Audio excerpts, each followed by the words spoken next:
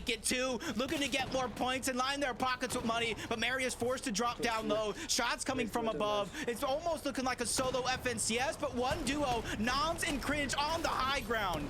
And they're holding strong. Just 14 HP for Marius. He's forced back into zone, but it's duos that are up against him. He needs a miracle for the 1 versus 2. Takes the first shot, hits a wall, blocked off, as now Marius is the only solo left. He's just hiding, the only nook, cranny he can take. But he gets taken out. Analyx, Sado on the low ground. Noms and Cringe switching up their drop spot in the last 2 games. They've got 6 eliminations up until this point. What a way to end the game if they can somehow drop down to their opponent and finish it off. But multiple win conditions going around both of these teams. 3 med kits each. Sado getting tossed around, trying to play Disruptor, but he's going to get dropped down. Noms and Cringe, they're the duo on the high ground, but Analyx forced to start to heal off early. Both teams had 3 med kits.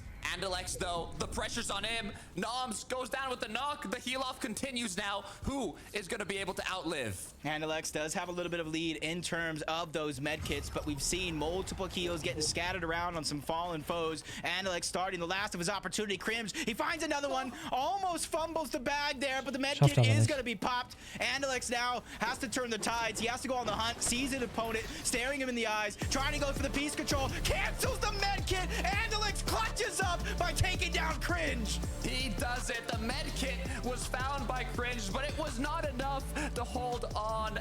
Andalex securing that final shot for the final victory royale of the day. And that race was so close to Kata. It was so close to the very end. Queasy, Thomas HD, Malibuka, Merstash, history repeating itself going into the final game with just 2 points, but we're all left waiting. Who won? That's the biggest question. Of course, Andalex was able to clutch up in this game. He's probably lined himself with more money in his pockets, but who went to the global championship? That's the big question. 2 teams from today are booking their tickets to the global championship, but only 1 team is securing that FNCS title. Andalex and Sado secured the victory royale for this last match of the day, but who is the duo that's going to secure that Axe of Champions? There's only 3 people that can let us know. Let's head right to them. Thank you so much, Jacob, and to Carter for that fantastic casting throughout this season of Chapter 5. And boys, I was hearing from production just now that there were 2 points in it as we went into game number 12, and now there is just 1 point in it, because when you looked at our top 2 duos, neither of them had the game that they were hoping for, but one of them had the game that they needed.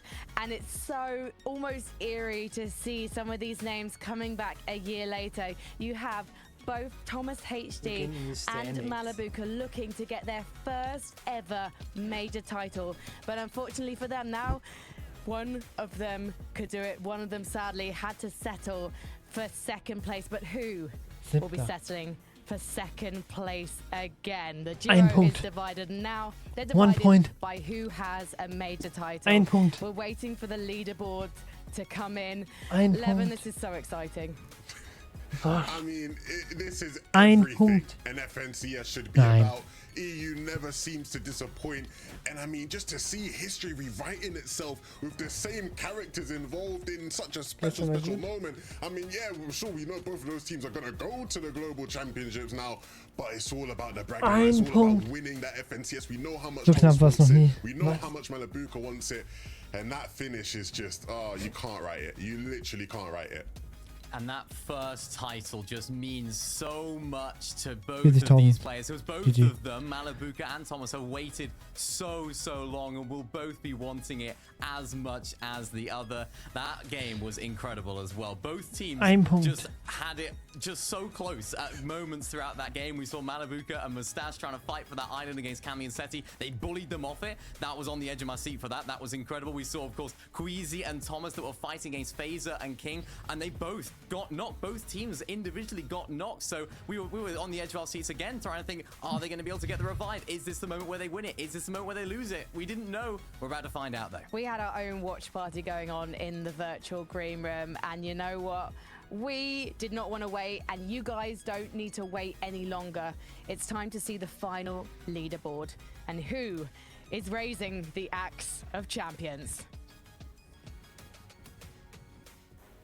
And we can now reveal that your champions of Chapter 5 Season GG, 1 Mersatch und Malibuka. winners of Ein Punkt. $170,000, the Axe of Champions, and a spot in Global Championships is Mersatch and Malibuka. 649 points. GG. This is a duo that show consistency throughout Chapter 5 Season 1, and they are your deserving champions, Mini Miner. They say that good things come to those who wait, and oh boy, has Malibuka waited a long, long time for this very moment by a single point in a complete mirror to what we saw in Chapter 4 Season 1. Unfortunately for him back then, he was on the receiving end of the losers medal, the second place medal. But this time, he has made it happen for him, Levin, and I couldn't be more happy for these guys, and of course Malibuka in particular. This script is nuts. I mean, like, again, 1 point again.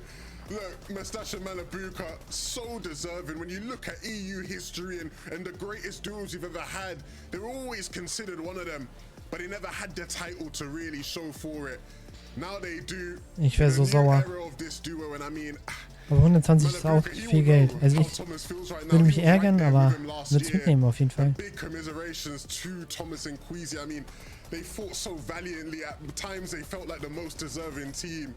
But Malibuka and Mersatch to fight the way they have fought, with the pressure that was on them as well from some of their peers all throughout the week leading up to the final, and for them to deliver on that pressure and win like many said they should, just goes to show their greatness, how great they are. And I mean, that's the sign of a real champion.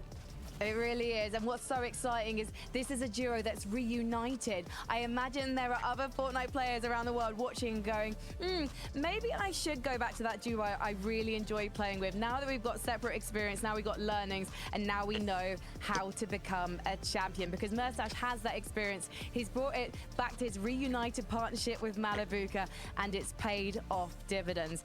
But also, we have to give props to our second place, Queasy and Thomas HD, because they've also booked their spot in Global Championships, and this is a freshly formed duo, Queasy being one of the biggest brains in international competitive Fortnite, and Thomas HD just soaring to new heights quite literally with that grappling hook, showing the most dynamic sniping we've probably seen in this game, Mini Miner. Yeah, we have, and I mean, we've given Thomas HD so much support, and I suppose props this entire weekend for how incredible he's done. We can't understate how much Queasy has impacted this event as well, the way that the rotations have come through, the way that he's adapted as an individual and then brought that into a team has been really, really nice to see. We're so used to seeing Queasy up on high, and Levin, we broke it down earlier on in the season, how this duo have adapted to not only just be a high ground team, not only be a low ground team, just be able to perform at a high level, also whilst contested on day number 1 particularly. Really, really great performance this team. They can't be too disappointed, but knowing both of these individuals, they no doubt will be. I mean, they're going to be so chuffed with just how, you know, the season has gone for them. The pain of this final will definitely linger for some time. They're going to be going to globals, and well deserved. I mean, you look back all the way in the trio days, Queasy, Thomas and Anas teamed up, and what a team that was, and they loved playing with each other. And after trios ended, Queasy has always said that he would have loved to play with Thomas again. He loved playing with him. He's wanted to play with him for such a long time. And when the opportunity arises for them, they snatched at it. And it's just working out so well. It feels weird to say this, but when you actually look at what these guys represent in this lobby now, they're some of the oldest players in this lobby, right? Both of them 21-year-olds, you know, in the realm of Fortnite, people will be going, oldest, 11, 21, what are you on about? But in the world of Fortnite, all the kids in this lobby are just that kids, you know, teenagers. And these guys have been here for years now, performing when it matters every single time. The talent cannot be questioned, it can't be touched. These guys are class, and class is permanent. Can I just almost sneakily look ahead to Global Championships, because last year it was won by North Americans on European soil by Cooper and Miro. We do, of course, have the Season 1 major finals for North America coming up later this evening, by the way, so watch out for those. I just am wondering, looking at these two duos that have been confirmed for that competition, could one of them be bringing it home for EU Mini Minor? I mean, it would be incredible to see. They're both really solid duos. We've seen the performance out this week, and not just solid, incredible, I suppose, would be the correct term to use there, because they've rocked our world this weekend, and they've shown that, as you mentioned, 11 class is most certainly permanent. Well, class is permanent, and you know what? Our newly anointed classiest kid on the block is Malibu, and we are delighted to be welcoming him to the broadcast right now. Malibuka, first of all, congratulations. How does it feel to Ja, ich würde sagen, das war's von mir. Lasst gerne ein Like da. Bis zum nächsten Mal dran. Ciao.